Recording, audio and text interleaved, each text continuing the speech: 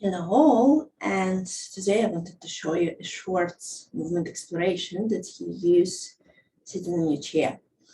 And it's something that you can use during your break, especially if you sit to do your work quite a lot. I use for this a simple stool. So if you have something with a seat that is flat, that is better. And not a rolling chair, please, and not a wall. And if you can have your feet on the floor, flat on the floor, to support you as well, that would be really cool. So here we go. Please make sure that you are sitting closer to the edge of your chair, or if it's a stool like mine, you can be just in the middle, that's all right. And have your feet on the floor, somewhere with your heels somewhere under your knees. And the angles between your upper leg and your torso and your lower leg and your upper leg, so they make more or less 90 degrees angles, like square angles. So please start noticing yourself sitting on the chair and see whether you can sense your sitting bones on the left and on the right. And if you need to find them, you can spread your hands, your fingers under your buttocks so that you can find those bony bits. Maybe it will give you more orientation, more sensations. And then notice how tall you are while sitting on your sitting bones. And now imagine that you sit on a clock dial. So if you imagine a clock dial with numbers 6 and 12, 6 would be down behind your back, and 12 would be in front of your pubic bone in this case. And you're sitting in the middle and start imagining that you're moving your pelvis in such a way that your pubic bone, your front, is moving closer to the figure 12. So your weight is shifting from the center towards 12. So it will look like this.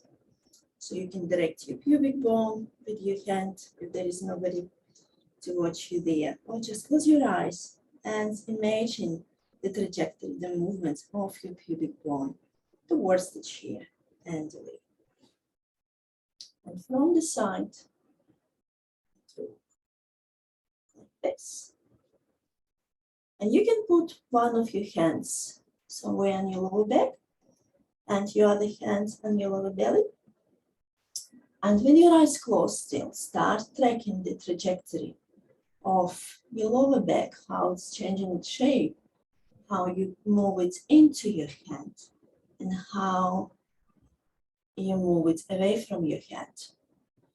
And you move to the center and to the front. And the same with your belly. Noticing how you're letting your other hand accept, receive the fullness of your belly. And then just come back to your home position. And then come back to the middle and pause. Again, notice the way you are sitting on the chair, where your feet are, whether you can feel more of your sitting bones, how tall you are, where your eyes are. And then we'll do the same, but in the opposite direction. So you will be moving from the center, you will be shifting your weight to 12 and back, which means that it's your tailbone now that will be moving closer to the chair and back to the neutral position. So your pelvis is rolling in the opposite direction. And again, use your hands to create more, to give yourself more information about the movement that follows from the movement of your pelvis. How your back is rounding, your lower back, and your belly is shifting away from your hand. And your hand is just traveling on the surface of your belly and following the curve of your lower back. So notice how your pubic bone is now moving away and your tailbone is moving closer to the surface of your chair. And then come back to the middle and rest again. And next time we'll combine those movements. So from the center, you will shift the weight of your pelvis to 12 and then back to 6. And of course, you can follow with your hands if you want, especially if you want to sense your lower back, what happens there, what kind of curves you can create. Okay, now leave it. And next time we're going to do the same, but we will add a little bit more things into the picture, into the image of yourself moving between 6 and 12 on your chair. So now find your chest bone. It's this bony bit that will go from here where your clavicles are connected to your chest bone. And then for me, it ends here, and your chest bone can be a bit bigger, but you can find, in any case, the lower end of the chest bone, and you will feel that there, and there will be some soft tissue, so the upper muscles of your belly, your abdominals, will be connecting somewhere here, and your lower ribs will go there in this shape. So you can put one of your hands on your pubic bone, on your lower belly, whatever is comfortable for you, and your other hand on the lower end of your chest bone. And then while you continue the same movement exploration, backwards and forward, moving your pelvis between 6 and 12, start noticing how the distance is changing between your two hands, how they are coming, this place is coming closer to each other when you move towards 6, and how they're moving away from each other when you go towards 12. And so that will make sense for you to create more bending, more movement in your spine to follow up on this movement, to exaggerate it a little bit. And you can even start using your eyes so that you look towards your belly button when you're here, when you're at 6, and you can look up towards the ceiling when you are at your 12. So create a fuller, bigger range of motion when you are here. Again, leave it. Find your middle, find your sitting bones, find the length of your spine that feels good at the moment. And normally it would be the place somewhere in the middle where it's easy for you to breathe and where it's easy for you to keep your eyes on the level of the horizon. And you can continue creating this movement from 6 to 12, and then make it smaller and slower with your eyes closed probably, until you find that still point in the middle that can be like the real space in the center of this movement. And again, you can feel like when you are there, it's easy for you to be tall, it's easy for you to have your chest more open, it's easy to breathe, it's easy to have your eyes on the horizon. So notice, how do you feel when you sit in this way? And then we can explore the other direction. We explored 12 and 6, but we can also explore the points 3 and 9 and the clock dial. So if you start shifting your weight towards, let's say 3 on this clock dial, so which means that you are shifting the whole weight of yourself into one of your sitting bones. And then, so if 12 is in front of you, then 3 will be on your right side and 9 will be on your left side. So you are shifting your weight to the right, lightening your other buttock. And then you come back to the middle and you start shifting your weight to the other side, to 9. Lightening and breaking the contacts of your other buttock with the chair.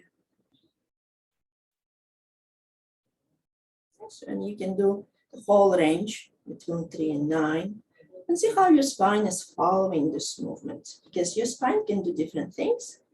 Your spine can follow as a straight stick or line, or you can create some kind of curves, bringing your ear closer to the hip that is lifting. So which means that the ribs between your ear and hip and that side will be coming closer together, and your ribs on the other side will be lengthening. So you can do one side first, then the other side.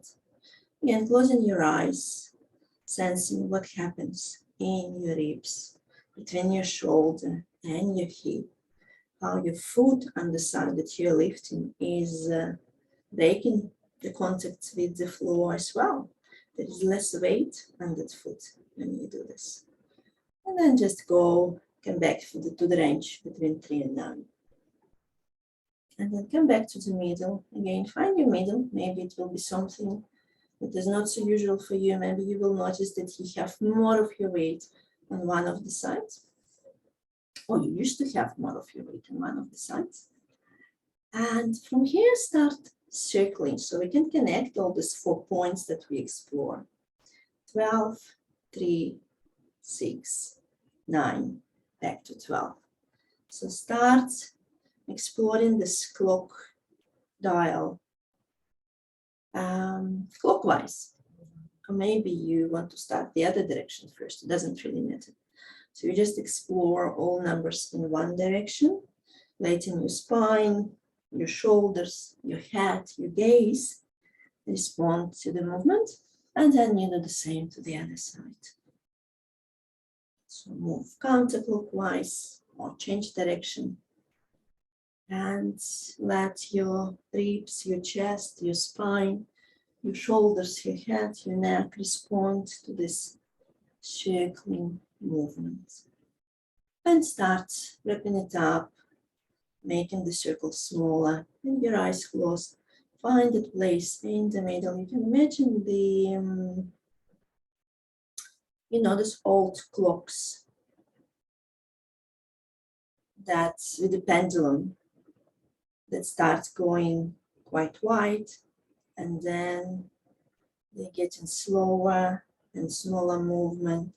And by the end, they come straight, pointing perpendicularly into the ground, so that they're standing still because of the gravity working on them. So find a place of gravity, even you can be still, but again, it's easy for you to be tall, it's easy to breathe, it's easy to have your chest open, and it's easy to have your eyes and the horizon.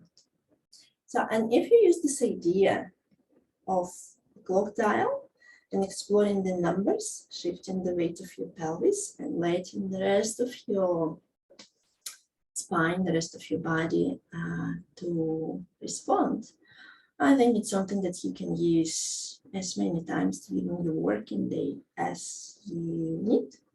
And every time you need some kind of break, every time you feel some discomfort in your lower back, and probably it will even help you to find a place where you can sit better. Enjoy. Thank you.